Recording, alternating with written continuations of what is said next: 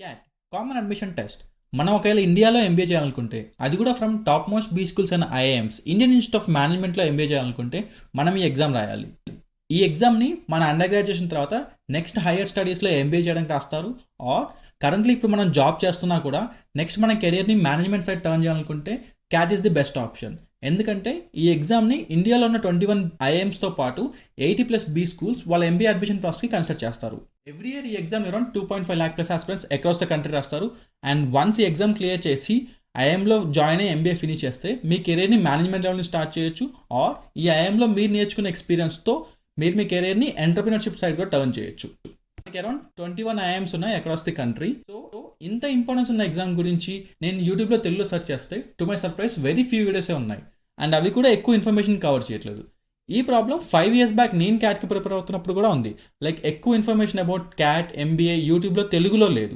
మన తెలుగు వాళ్ళకి MBA and cat మీద అవేర్నెస్ తీసుకురావడానికి అండ్ మనలో చాలా మందికి ఎగ్జామ్ క్లియర్ చేసిన పొటెన్షియల్ ఉన్నా కూడా right awareness and right guidance లేకపోవడం వల్ల ఈ ఆప్షన్ ఎక్కువ మంది కన్సిడర్ చేయట్లేదు.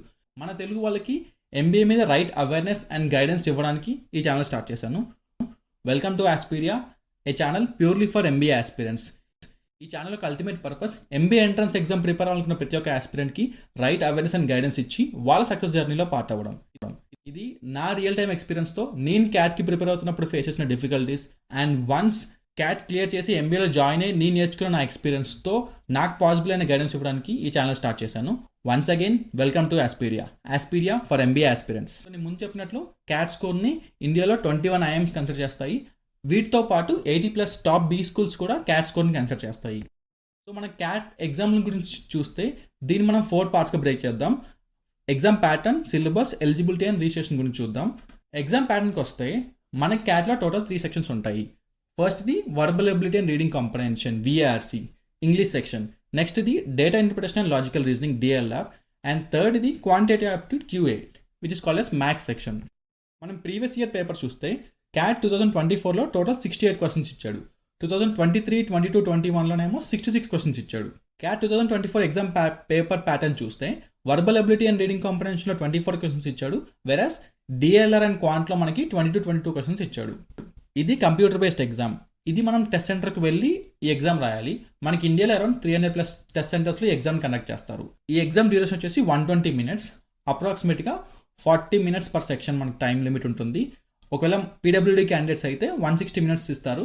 అప్రాక్సిమేట్గా 53 minutes and 20 seconds for each section వాళ్ళకి సాల్వ్ చేయడానికి టైం ఇస్తారు. ఈ ఎగ్జామ్కి నెగిటివ్ మార్కింగ్ ఉంటుంది. ఎవ్రీ రాంగ్ ఆన్సర్కి 1/3 ఆఫ్ మార్క్స్ మనకి డిడక్ట్ చేస్తారు. అండ్ ఈ ఎగ్జామ్లో మనకి టీటా క్వశ్చన్స్ ఉంటాయి. టీటా క్వశ్చన్స్ అంటే type in the answer questions. ఈ టీటా క్వశ్చన్స్కి మనకి నెగిటివ్ మార్క్స్ ఉండదు, ఆప్షన్స్ కూడా ఇవ్వడు. మనమే సాల్వ్ చేసి అక్కడ ఇచ్చిన డిస్క్రిప్షన్ బాక్స్లో ఆన్సర్ రాయాలి. ఈ ఎగ్జామ్లో సెక్షనల్ కట్ ఆఫ్ ఉంటుంది. అన్ని సెక్షన్స్ క్లియర్ అయితేనే ఐఐఎమ్స్ అడ్మిషన్ ప్రాసెస్కి మీరు ఎలిజిబుల్ అవుతారు. ఈ ఎగ్జామ్ నవంబర్ లాస్ట్ సండే మనకి ఆల్మోస్ట్ ఉంటుంది. అండ్ అదే రోజు 3 slotsలో కండక్ట్ చేస్తారు. Morning slot, afternoon slot, evening slot. ఇందాక చెప్పినట్టు మనం క్యాట్ 2024 స్లాట్ 1 పేపర్ ప్యాటర్న్ చూస్తే మనకి టోటల్ 68 క్వశ్చన్స్ ఇచ్చాడు. దాంట్లో VARCలో 24 క్వశ్చన్స్ ఇచ్చాడు. VARCలో 20 MCQs ఇచ్చాడు. ఈ MCQస్కి నెగిటివ్ మార్కింగ్ ఉంటుంది. అండ్ 4 టీటా క్వశ్చన్స్ ఇచ్చాడు. వీటికి నెగిటివ్ మార్కింగ్ ఉండదు అండ్ వీటికి ఆప్షన్స్ కూడా ఇవ్వడు. మనం సాల్వ్ చేసి అక్కడ ఇచ్చిన డిస్క్రిప్షన్ బాక్స్లో ఆన్సర్ రాయాలి. DLRలోకి చూస్తే అవుట్ ఆఫ్ 22 12 MCQs ఇస్తే 10 టీటా క్వశ్చన్స్ ఇచ్చాడు. అండ్ క్వాంట్లో అవుట్ ఆఫ్ 22 14 MCQs ఇస్తే 8 టీటా క్వశ్చన్స్ ఇచ్చాడు. సో మనం టోటల్గా చూస్తే అవుట్ ఆఫ్ 68 క్వశ్చన్స్లో 46 క్వశ్చన్స్కి నెగిటివ్ మార్కింగ్ ఉంది అండ్ 22 క్వశ్చన్స్కి మనకి నెగిటివ్ మార్కింగ్ లేదు. టోటల్ టైం లిమిట్ వచ్చేసి 120 minutes. ఈచ్ సెక్షన్కి 40 minutes టైం ఉంటుంది. వన్స్ ఆ 40 minutes టైం లిమిట్ అయిపోగానే మనకు ఆటోమేటిక్గా నెక్స్ట్ సెక్షన్ స్టార్ట్ అవుతుంది. నెక్స్ట్ మనం క్యాట్ సిలబస్ చూద్దాం. సో క్యాట్లో total 3 sections VARC, DLR and quant. VARCలో చూస్తే VARCని 2 partsగా బ్రేక్ చేస్తారు. Verbal ability and reading comprehension. వర్బల్ ఎబిలిటీలో మనకి parajumbles, paragraph summary, odd man out, para completion, sentence correction వీటి మీద క్వశ్చన్స్ వస్తాయి.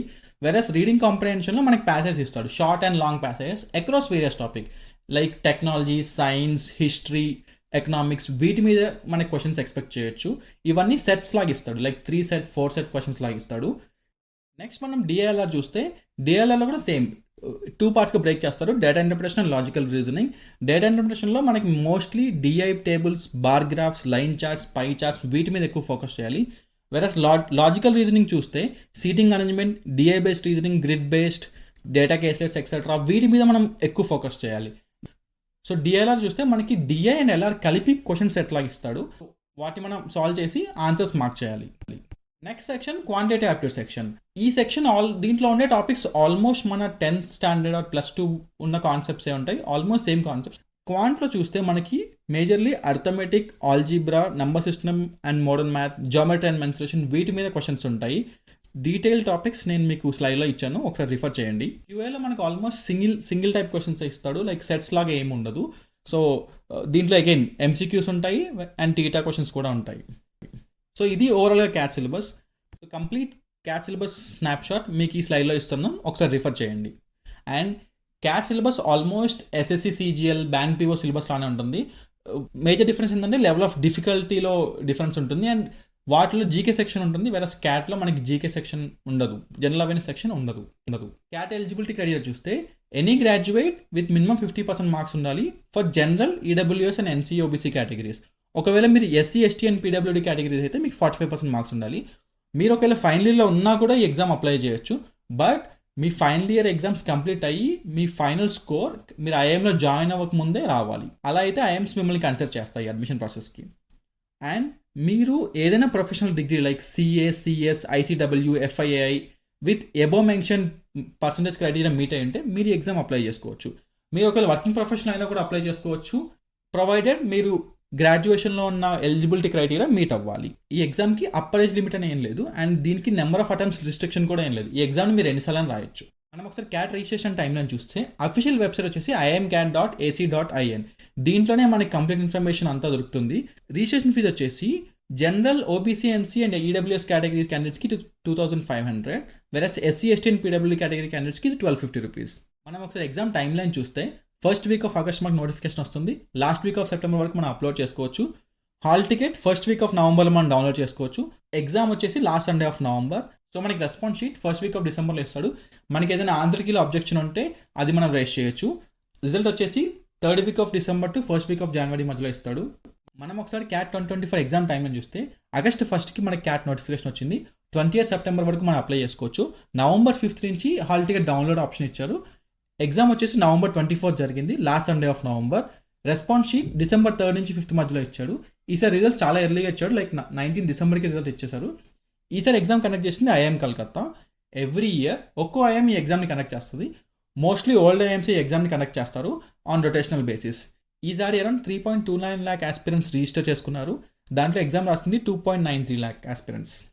ఇది ఓవరాల్గా క్యాట్ ఎగ్జామ్ గురించి మనం డిస్కస్ చేసాము. నా నెక్స్ట్ కమింగ్ వీడియోస్లో ఐఐఎమ్స్ గురించి అండ్ క్యాట్కి ఎలా ప్రిపేర్ అవ్వాలి, ఒకవేళ మీరు ఫ్రెషర్ అయితే లైక్ ఇప్పుడే మీ అండర్ గ్రాడ్యుయేషన్ అయిపోతే మీరు క్యాట్కి ప్రిపరేషన్ ఎలా స్టార్ట్ చేయాలి, మీరు ఒకవేళ వర్కింగ్ ప్రొఫెషనల్ అయితే మీరు మీ టైంని ఎలా యూటిలైజ్ చేస్తూ క్యాట్కి ప్రిపేర్ అవ్వాలి, అండ్ బీ స్కూల్స్లో లైఫ్ ఎలా ఉంటుంది, అండ్ క్యాట్ ఎగ్జామ్ కాకుండా ఇంకా ఏ ఎగ్జామ్స్ మీద మనం ఫోకస్ చేయొచ్చు, వీటి మీద నేను నా నెక్స్ట్ కమింగ్ వీడియోస్లో డిస్కస్ చేస్తాను. అగైన్ ఈ ఛానల్లోకి ultimate purpose MBA entrance exam prepare అవ్వాలనుకునే ప్రతి ఒక్కరికి రైట్ అవేర్నెస్ అండ్ గైడెన్స్ ఇవ్వడము అండ్ వాళ్ళ సక్సెస్ జర్నీలో పార్ట్ అవ్వడం.